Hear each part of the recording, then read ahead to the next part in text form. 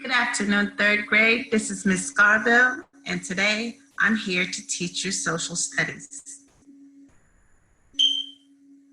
Our social studies standard. Scholars, you will be able to learn how citizens contribute politically, socially, and economically to their community. You will also learn how citizens contribute to the well-being of communities' natural environment. Our learning goal, criteria for success. I know that I am successful when I can explain how citizens contribute to their communities. Our vocabulary.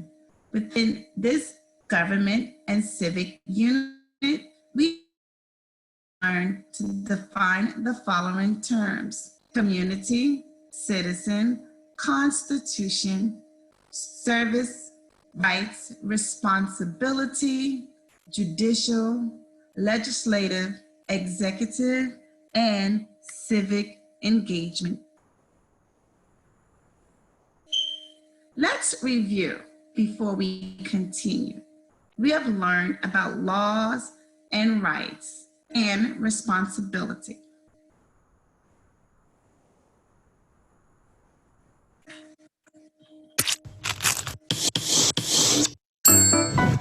Welcome to Kids Academy. Hello, boys and girls. Today, we are going to talk about laws, rights, and responsibilities. Citizens have rights, or special things that people are allowed to do. But rights do not allow people to do whatever they want. Government leaders create laws to make sure this doesn't happen. Laws are a set of rules that protect people and the things they own. In the United States of America, citizens have freedom of speech. People have the right to talk about important things and share their opinions. But they still have to obey the laws. It is part of a citizen's responsibility to follow the law. Shh. A responsibility is a duty, or something that people must do. Citizens also have the right to buy the things that they need or want.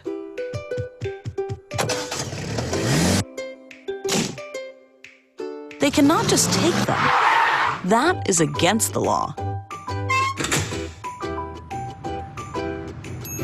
Laws help citizens live safely and fairly with one another.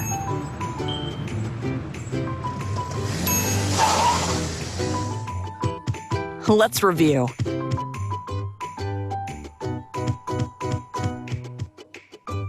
Rights are special things that citizens are allowed to do.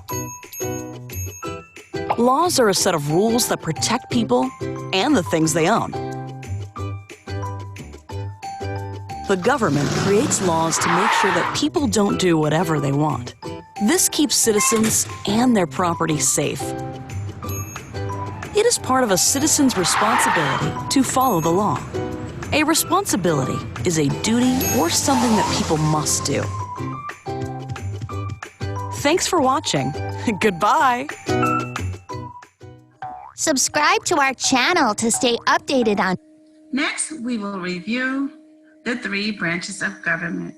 The United States government relies on many people. There is not just one person that makes all of the decisions for American citizens. Instead, many people make up the government. Let's think of the government like a tree. A tree has many different branches. All of these branches are connected to the center to make up one tree. In the same way, the government is made up of three sections or branches.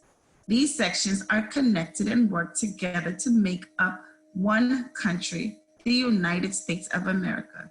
The three branches of government are called executive, legislative, and judicial. Why do we need the three branches of government? Our country is made up of many different kinds of people. American citizens have a wide variety of different beliefs, values, opinions, and ideas. That is why it is important that we have more than one person making the decision for all Americans. We need people working in the government to represent all citizens and their differences. Many years ago, our country decided to create 3 branches or section of the government.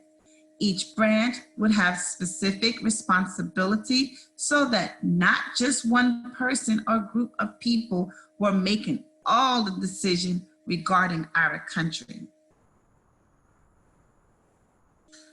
Let's look at the 3 branches.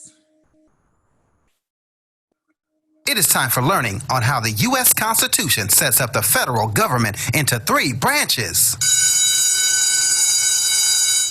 The federal government is divided by the United States Constitution into 3 parts, or what we call branches of government, called the legislative, judicial, and executive branch.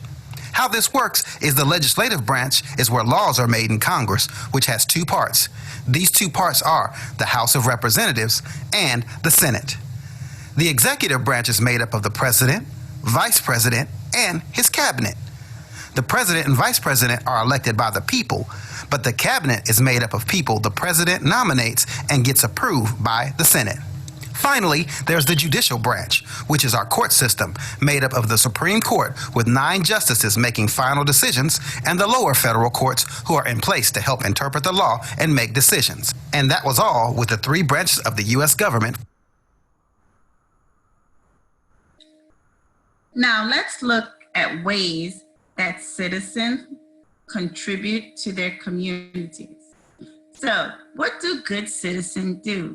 They make decisions, they obey laws, they inform others, and they help the community.